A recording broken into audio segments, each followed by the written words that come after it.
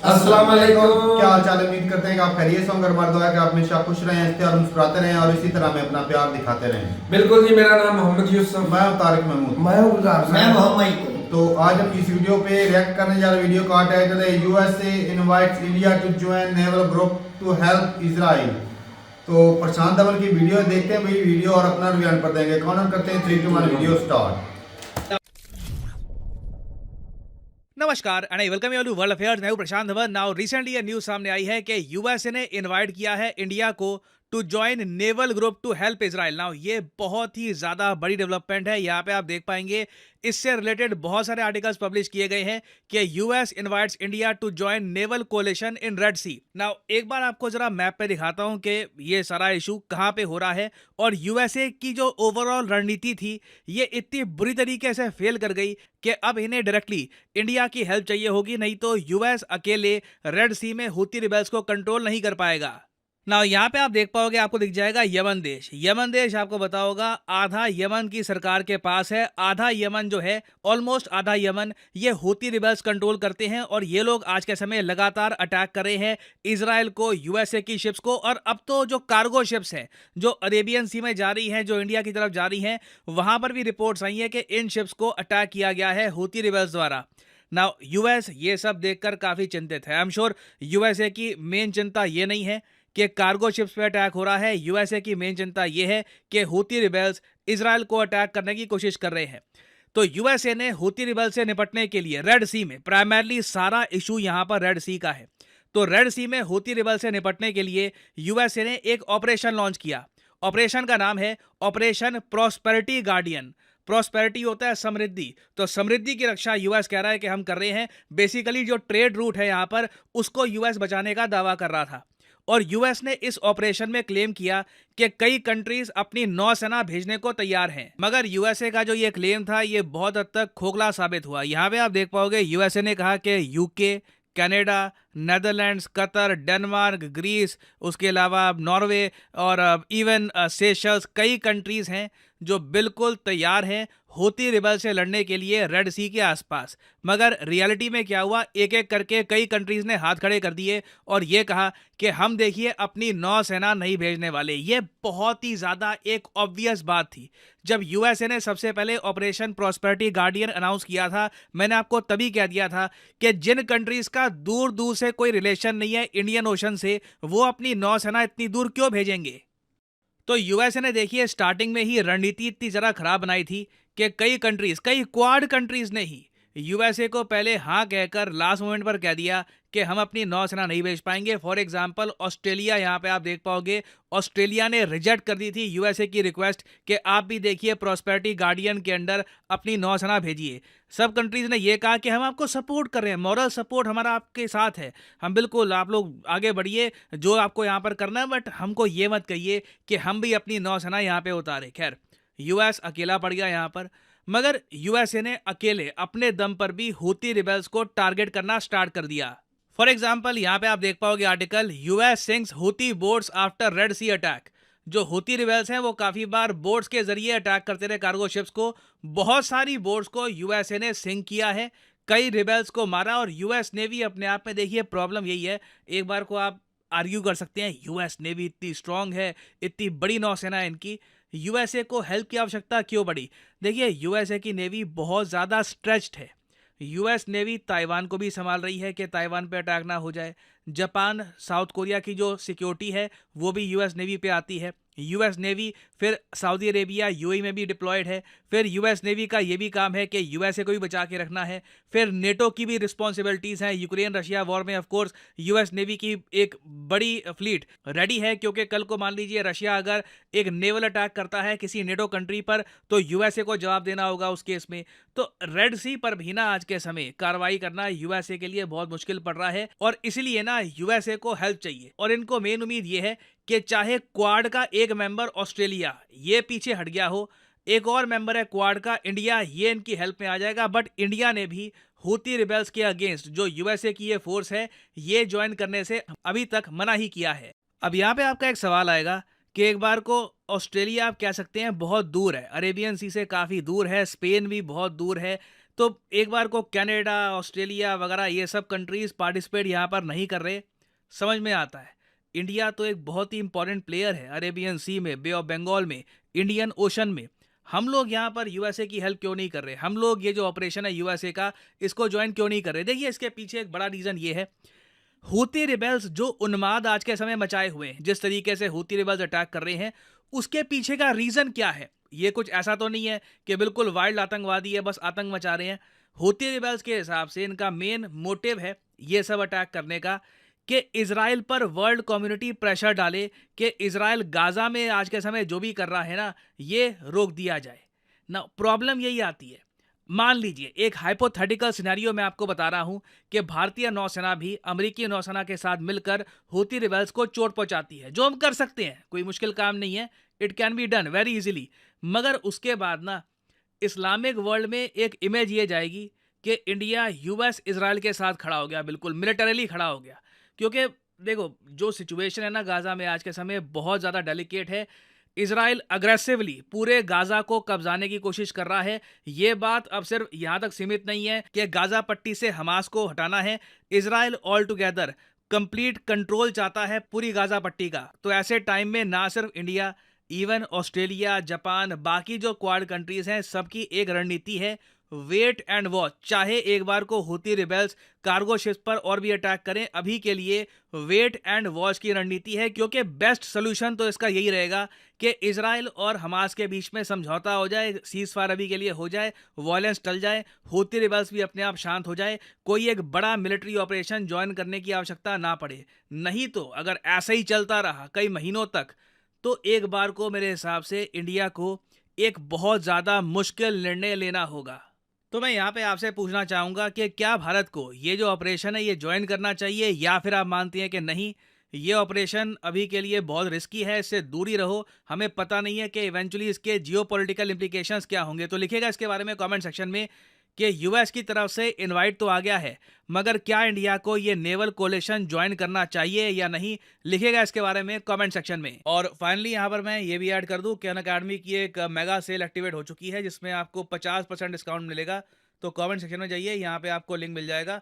ये इस लिंक पर यहाँ पे आपको करना है क्लिक, और इधर आप देख पाएंगे अगर ये जो कोड है PD10 ये आप लगा देते हैं तो सीधा सीधा प्राइसेस 50% गिर जाएंगे। ये biggest ever offer on IAS subscription है बाय अनअकैडमी, फ्लैट 50% ऑफ, और साथ में 6 महीने आपको एक्स्ट्रा मिलते हैं एक्सटेंशन के। तो ये जो कोर्सेज हैं ये आप परचेज कर सकते हैं। So this is the end of this video. Thanks for listening and as I always say, may the gods watch over you.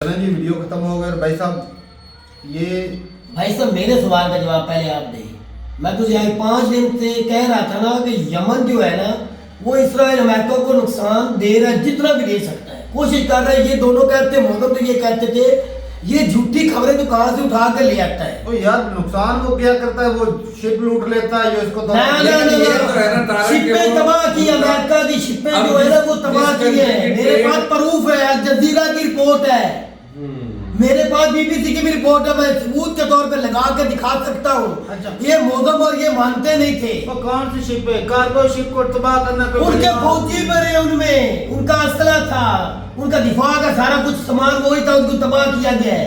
और यमन ने ये कहा हम जितना भी कर सके हम नुकसान पहुंचाएंगे।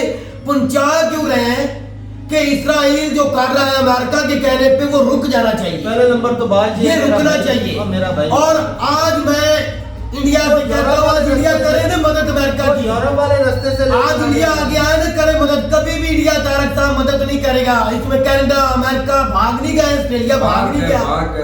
क्यों भाग गए? वजह क्या बनी? बता मुझे इसकी क्या वजह? भाई इंसानियत के खिलाफ वो जंग लड़ रहे हैं इजराइल वाले, हम लोगों को मार रहे हैं सारी दुनिया। अगर ऐसा होता तो ऑस्ट्रेलिया और तुम सबको छोड़ दो, इंडिया ने क्यों इनकार किया? बता दो क्यों इनकार किया, किस वजह से? उसको भाई साहब न्यूट्रल रहने में फायदा है। तो फिर नीतियों पे शक क्यों रहे ना, आए तो मदद करे आज इनकी। करे भाई। और क्यों करे? आप तो मानता है। और कट्टी निकाल दी यमन ने इनकी, इसराइल की बात करती है। वो जो धमाका हुआ वो भी अमेरिका और इसराइल ने ईरान के अंदर किया, तो अच्छी और इनको भुगतना पड़ेगा। ये ईरान के अंदर जो धमाका हुआ है, इशारा किया और भाग निकले। और इसका ईरान के अंदर किसने किया? ईरान के अंदर इन्होंने करवाया और कोई नहीं करवा सकता। ISIS ने करवाया। ISIS की कहां से आ गई? उन्होंने माना है भाई। भाई किसी ने नहीं माना, झूठी रिपोर्ट दिखा के ले, दिखा मुझे रिपोर्ट, ऑथेंटिक रिपोर्ट दिखा। ऑथेंटिक ही है रिपोर्ट। तू इंडिया की रिपोर्ट लेके आया, आज होगा कि ये देखो इंडियन क्या कह रहे। इंडियन मीडिया झूठ बोलती है, हर वक्त झूठ बोलते हैं। मुझे कोई एक इंडियन न्यूज मुझे सच साबित करके दिखा दे। पाकिस्तान मीडिया ये करती है, प्रोपेगेंडा करती है। इंडिया क्या करता है? इंडिया की मीडिया भी तो यही करती है, पैसे बटोरने होते हैं और कुछ नहीं होता। असल हकीकत दिखाता BBC इसको बैन किया हुआ है, बात करती है। और इसराइल की मीडिया को नेतन्याहू ने रोका हुआ है, किसी ने इसराइल के अंदर की रिपोर्ट नहीं देनी। मैं तुझे दिखा सकता हूँ। चलो ये तो अच्छा हुआ। ये अंदर से रिपोर्ट बाहर जाएगी, जितने इसराइली मर चुके बेगुनाह, वो मर चुके, उनकी तादाद के बारे में बाहर किसी कंट्री को पता न चले। अच्छा। हाँ, जिनकी माओ के बच्चे मर गए हैं, जिनके फौजी बेटे मर गए, वो भी मांग रहे हैं। अच्छा ये तो आप इंडिया ने हमास को नुकसान तो बहुत हुआ, 23-24 हजार छोटे बड़े मार गए, लेकिन इनके भी मार गए दिखाए नहीं जा रहे हैं। 35,000। हाँ, तो इनके भी दिखाने कितने मार गए हैं, जो जिनको दहशतगर्द और इंडिया ने ये मुजाहिदों ने टांग दिया, उधर बेगैर कुत्तों को टांग दिए इसराइल के अंदर। एक शादी के ऊपर सारे अनवाइट बंदे थे, उसमें से 10-15 बंदे बचे हैं, बाकी टोटल के टोटल ऊपर धमाकों ने रॉकेट दागा तो और वो सब मार गए हैं। वो बेगुनाह मारे गए हैं। अच्छा। मुजाहिदों ने मारा, वो भी वीडियो बहुत वायरल हो रही है, थे तो वो भी बेगुनाह था। लेकिन हम करते हैं, इधर भी तो मरे, दुनिया सोई हुई है, इधर हमास का अफसोस नहीं कर रहे, कोई इनको जंग रोकने में मदद नहीं कर रहा। अब जब रिपोर्ट बाहर निकल के जाएगी, जब मुझे चला पता, मैंने भी वीडियो देखी है, सारी दुनिया देख रही है, इसराइल के साथ मैं खुश हूँ। बेगुनाह मरने चाहिए इसराइल के, वो सपोर्ट करते हैं अपने फौजियों को। वो बेगैरत लांटी जो पैदा हुआ दुनिया में, नसूल पैदा हुआ नेतन्याहू, उसको सपोर्ट करते इसराइल वाली आवाम। इसके साथ इस तरह और बच्चे, बड़े, बुजुर्ग, औरतों को मरना चाहिए। क्यों? इनको मुस्लिम कंट्री का दुख नहीं है, अमेरिका और इसराइल को, तो फिर हमें भी मजबूरन बोलना पड़ा कि वो भी बेगैरत है जो उस मुल्क में बसते हैं। तो इधर आम लोगों का इसराइल, हमास में क्या कसूर था? जिनको हॉस्पिटल में मारा गया शिफा में, वो बेगुनाह नहीं थे। जिनको स्कूल बंद किया गया, यूनिवर्सिटी बंद की गई, पानी बंद किया गया, बिजली के प्लांट को उड़ा दिया गया, वो बेगुनाह को क्या कसूर था? वो मुजाहिदों को पैसा देते हैं, उनके बच्चे मुजाहिद बने हुए हैं। मुझे एक भी वीडियो साबित कर दे। बोलता है कि वो इधर तू देख ले तो ये हो गया जी, इसराइल वाले अच्छा कर रहे हैं, मार रहे बेगुनाहों को, वो ठीक हो गया। तो तेरा मतलब तो यही बनता है। नहीं। पहले उधर कोई मार जाए, बेगुनाह मारा गया, मैं हर रोज कहता हूँ वो भी बेगुनाह इंसान है, लेकिन आप कहते हो नहीं, अब वो मर रहे हैं, उधर रिपोर्टें भी आगे, तारा कहता हूँ वो बुरा हो रहा है, वो जालिम में जले मारने वाले जालिम, तो ये नहीं मासूम थे, तो बुरा था। इसराइल वाले। और तो 35,000 बता रहा, मैं तो 25 बता रहा, तो 35 बता रहा, वो बेगुनाह नहीं थे। ओ भाई, बेगुनाह को मारना गलत है, पहले दिन से बात कर रहा हूँ। बात कर रहा है तू, मुसलमान मर जाए वो इंसान भी नहीं है, उसकी जान का कोई फायदा ही नहीं। अच्छा भाई, कोई गैरबंद भी मर जाए तो उसकी इम्पोर्टेड जान हो जाती है। और दोनों तरफ से अब इसी तरह ही होगा और भुगतना पड़ेगा। छोटा सा यमन है, अमेरिका और इसराइल के गांड में किला ठोक दिया है, माने या ना माने, उनको मजबूर कर दिया है। ऐसे अपील की अमेरिका ने, अपील दुनिया से हमारी मदद करो। इंडिया फिर करे ना मदद, कनाडा ऑस्ट्रेलिया करे मदद उनकी, क्यों पीछे हट गए हैं? इसकी रीजन बताओ मुझे। शिप बचाई नहीं, शिप किन्हों ने? सोमालिया के जो अच्छा किया, जो अच्छा उसको अच्छा हम कहेंगे, लेकिन इसके अंदर जाना आज अब ये रिपोर्ट तेरे सामने, इसके बारे में बता, इंडिया क्यों न्यूट्रल रह रहा है? इनकार कर दिया है भाई, अपने उन्होंने देखना है कि अपना मुफाद देखना है। हाँ, तो इसका मतलब एक ही बनता है, इस्राइल और हमास की जंग को बंद होना चाहिए, दुनिया उठ खड़ी हो। ये हाल है मेरा भाई साहब, बिल्कुल सही। इंडिया इसलिए रुका है भाई, इंडिया हेल्प करे ना, अमेरिका को आंखें दिखाए, जो बाइडेन साहब आप हमारे साथ आओ, बैठो, इसका हल निकाले।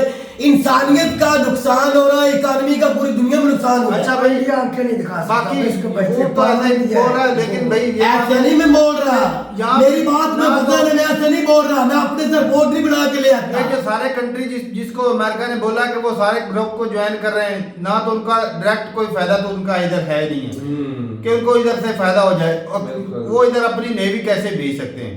ऑस्ट्रेलिया सफर को बहुत कई साइड ज्यादा पे है, लगता ही बहुत नहीं, ज्यादा वो सफर दूसरी है। तरफ लेकिन ऊपर- तारक इसकी जंगबंदी तो कर सकते हैं ना, जंगबंदी पे बात तो उठा सकते हैं ना। यमन जो कर रहा है वो इसीलिए कर रहा है कि भाई गाजा पे जो हो रहा है वो रुकना बेगुनाह जो मारे जा रहे हैं, प्रेशर अगर डाल रहा है, लेकिन कोई वो प्रेशर झेल नहीं रहा भाई। कौन नहीं झेल रहा? अमेरिका ओए बाबा तू इसराइल के अंदर जाके देख, तू कभी जा, तुझे पता चले इसराइल की टट्टी निकली पई है। इसराइल की टट्टी निकल नहीं पई।